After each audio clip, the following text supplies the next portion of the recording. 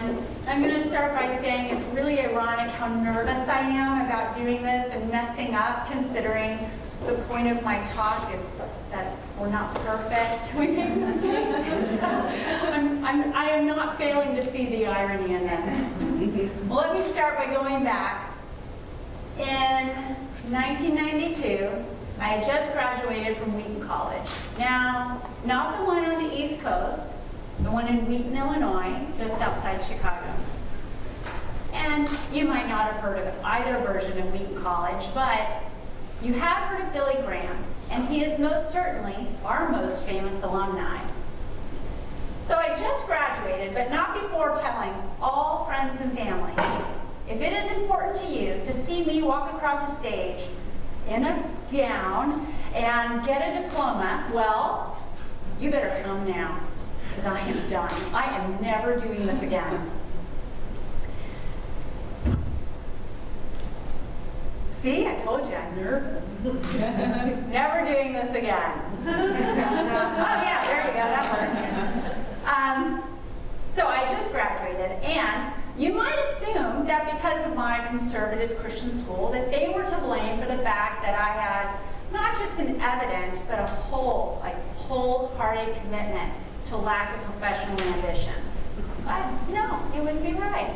In fact, I think I'm exaggerating only just a little bit when I tell you that every single person I graduated with either had a professional job, had interviews lined up for a professional job, was admitted to graduate school, or at a minimum was taking the GRE.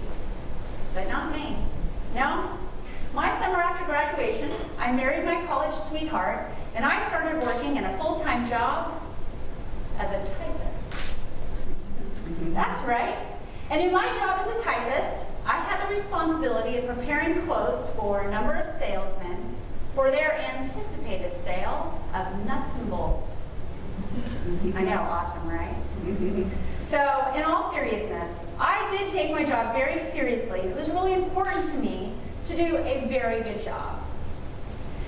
So, to that end, I had prepared and figured out a way to work that typewriter so that I had a series of preset keystroking combos that allowed me to prepare a typed quote super fast. But super fast? That probably should have been my first clue. In my life, anyone can count on me to commit to doing things well. But since birth, I have never been able to be a person who could do things fast. So there I was in blissful, super fast awesomeness, when one day one of the guys I worked with came and talked to me, and I'm thinking, special commendation, maybe. A raise, totally possible. A little talking to about professionalism and attention to detail? No. Yes. It turned out in my super fast awesomeness, emphasis on super fast, I had prepared and sent out a quote from this gentleman. His name was David Licking, having transversed the first letter of his first and last name. That's right. I sent it out from David Dickey.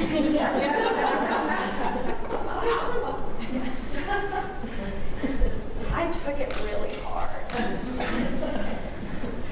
And even though his comments were kind, it was obvious he only intended to help me. I could not see it that way. I could only see that I had screwed up.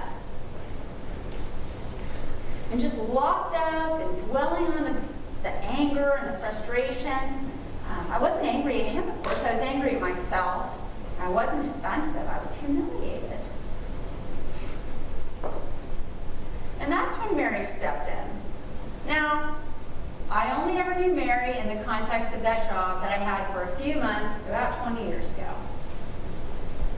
And I don't remember a lot about Mary, but I do remember confiding in her, and the conversation we had, when I confided in her about my mistake and about my level of disgust with myself. And Mary's compassionate, wise, and profoundly logical response to me was, oh, and delivered a little bit like I was stupid, right? Delivered to me, was like this. I don't really get it. What's the problem? You made a mistake. And here's the good part. Now, if you were perfect and you made a mistake, well, then you'd have a problem. My talk today is about the tool that Mary gave to me that day, looking at me like I was stupid, to embrace the imperfect. Embrace the imperfect. On that work day with Mr. Licking, I'm afraid I'm going to say it wrong. On that work day with Mr. Licking and Mary, I had fixated on the reality of my awareness on that particular day of my imperfection. And as a result, I let the frustration and the anger build up in a way that really just had immobilized me. But also, thanks to Mary, I embraced the reality of life's implicit, life's inherent imperfection. And as a direct result, I felt a palatable measure of peace. You know, like the circumstance didn't change, but I just felt like, oh, and I felt it. Nonetheless, over the years, so many times, and in so many ways, I still resist accepting this reality. Another way is going to Lalala Land. That's a term of art, of course. I haven't copyrighted it, but I'm just saying. How do I get there? Why do I get there? Well, I go there by just ignoring the imperfect. It's not anger, but it's an equally damaging, reality-ignoring immobilizer. So let me give you an example. Fast forward 10 years from my summer after graduation. My husband had attended a couple of professional and graduate programs by then. We had 2 beautiful children, 2 little girls, and a boy on the way. We lived in a smallish, but totally adorable, historical home. And we drove, wait for it, a Volvo station wagon. You know the one with the rear-facing seat. They don't even make it anymore. But totally awesome, right? So kids waving as you go down the road, people, anyway. So we were quite a picture. Going to and from, you know, places in the community, stores, school, Mother's Day out programs, pulling in and out of the driveway of said adorable house. And I did work. I worked part-time and around the kids' Mother's Day out schedule. But, so, things looked really good. But what wasn't seen was the breakdown of what I really thought was a destined to be successful marriage. I mean, after all, we met at a Christian school. We had beautiful, healthy children. Don't forget the house, right?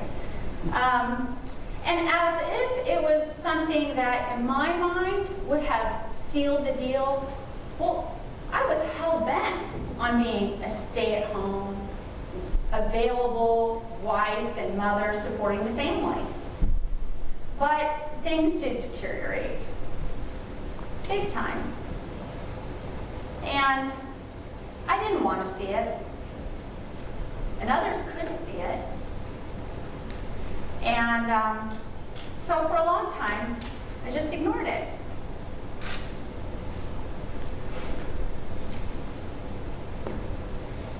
In the context of year 10, I had just come off of a week-and-a-half-long service on jury duty, which I felt was an arguably disproportionately totally awesome experience. And I told my father about it and joked, you know, in my next life, I should totally go to law school. And he looked at me and he said, I mean, without hesitation, he said, you know, if you're not going to graduate school because you can't afford it, Uncle Sam paid for my school. We'd gone to West Point. I can be your Uncle Sam. Well, for this uber, in case you haven't gotten the message, the uber traditional-minded wife and mom that I was, that amazing offer really just flew in the face of everything that was what I wanted to see in my life. And yet, that offer happened in the context of just a few weeks prior when I realized, having shown up at an office to discuss it, that my family actually qualified for WIC welfare benefits.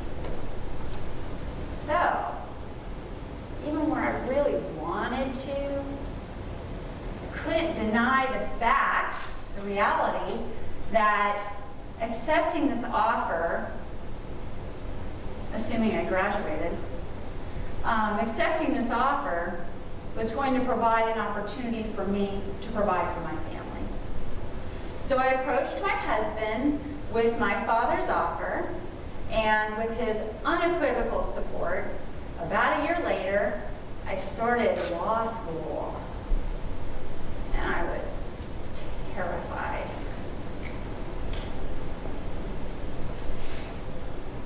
And in what would have been,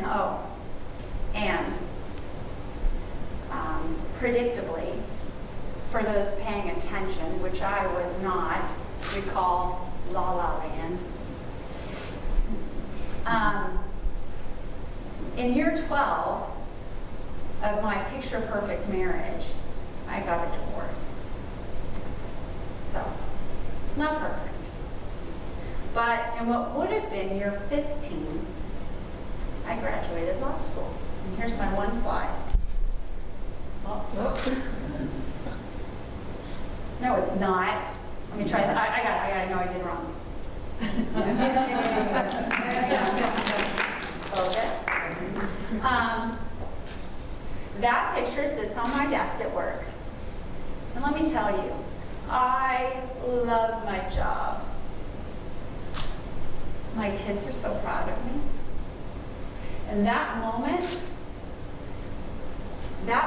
was 7 years, almost exactly 7 years and 12 jury trials ago. And, you know, not like I'm carrying his briefcase trials, like my trials. 12 jury trials ago.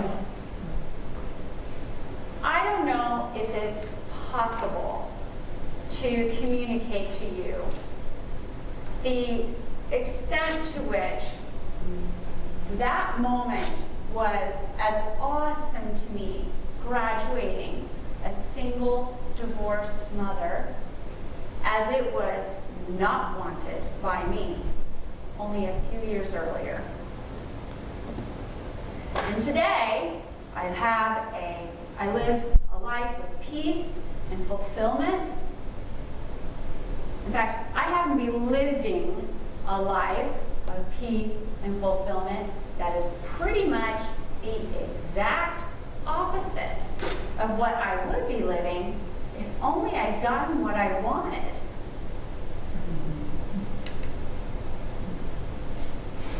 You know, the perfect life. Folks, amazing, wonderful, spirit-filled things can happen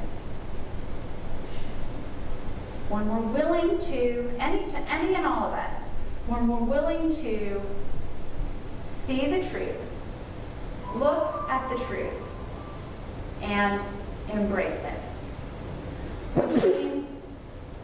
Which means embracing sometimes, no, not sometimes, always embracing the imperfect.